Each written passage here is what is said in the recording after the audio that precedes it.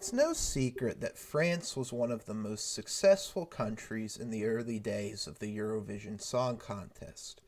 They won 5 times in the contest's first 22 years, the most of any country at that time. But since their last win in 1977, France has entered a 45-year drought, the second longest of any country in the contest.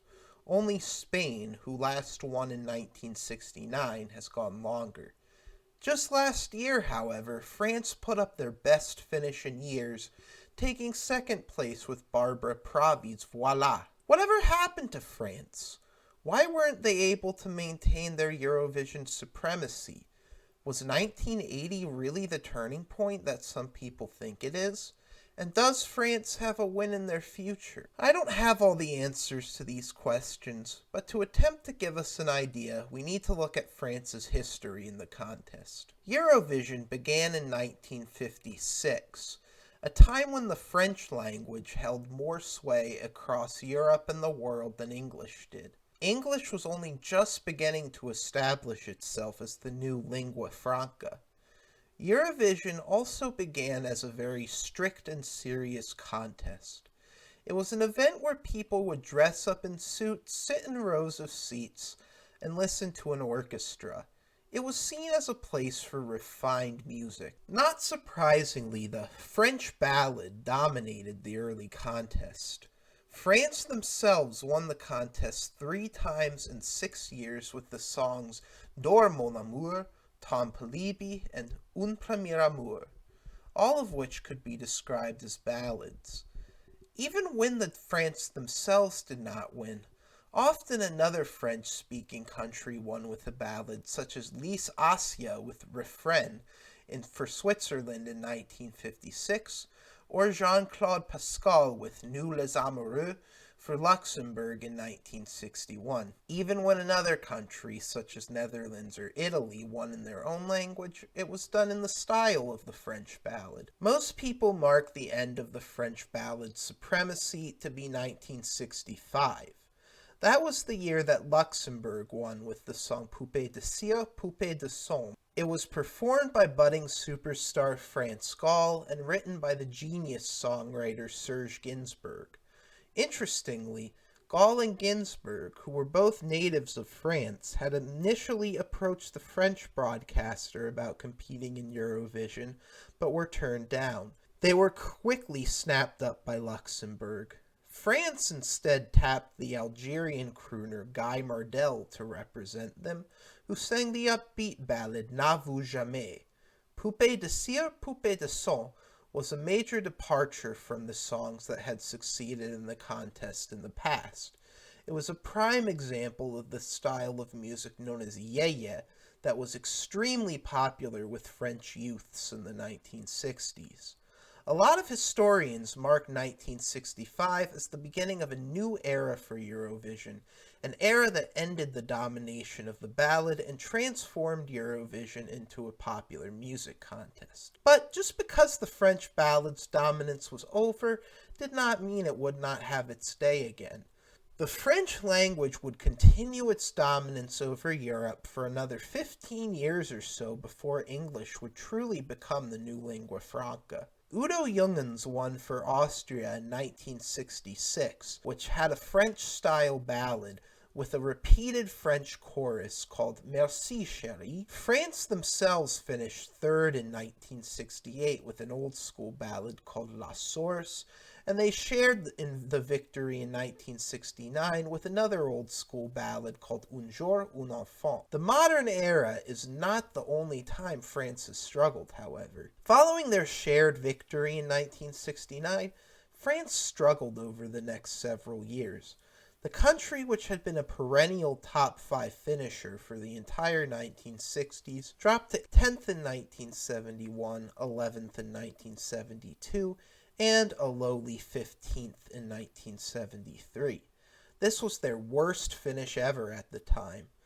France withdrew from the contest in 1974 due to the death of their president, although John Kennedy O'Connor, who wrote the history of the Eurovision Song Contest, believes their string of poor results also played a part.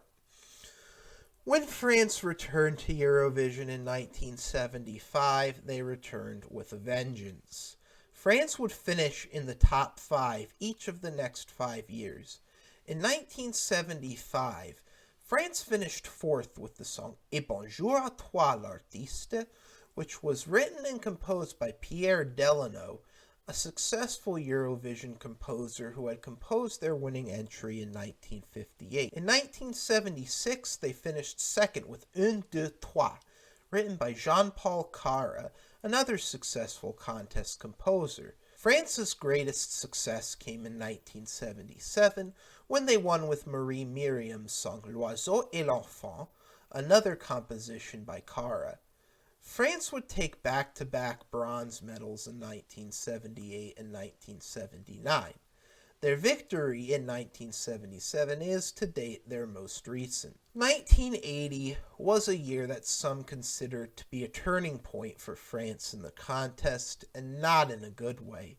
For the first time ever, France entered a song that was rather silly. They were represented by a group called Profil, which featured 3 men and 2 women wearing sparkly shirts. Their song Heyday, Monsieur Dame was a cheeky sing-along style song, a major departure from their usual ballads. The juries did not like it, and they only took 11th place. The French ballad returned for 1 year in 1981, when France sent the Tahitian heartthrob Jean Gabelot to sing Humanahum, a much more typical French-style ballad. Gabelot would finish 3rd in a closely contested contest, only 11 points behind the winner. In 1982, France withdrew for a second time, calling the contest a monument to drivel. They were obviously upset that the UK's fast-paced pop song by Bucks Fizz had won in 1981 and not Humanahum. This put an end to France being a perennial contender in the contest. There have been other years since 1981 that France has done well, but there's no doubt that their reign of dominance ended with Humanahum. France's history since 1983 has been a litany of disappointment with a few bright spots.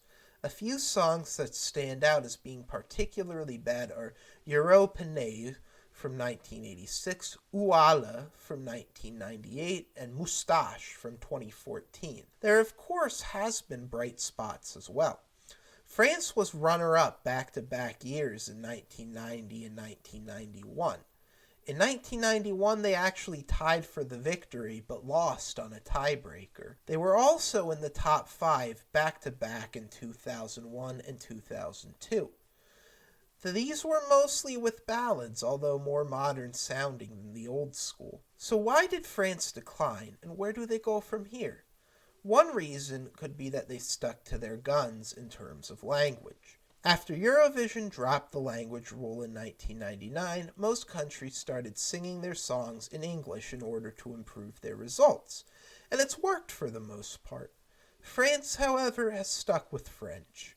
France has yet to enter a song entirely in English, although they have mixed English with French.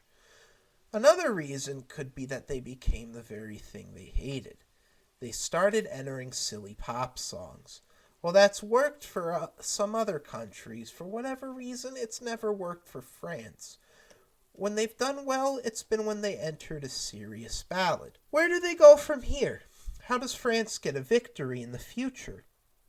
After a string of poor results in the early 2010s, France has had a bit of a resurgence since 2016.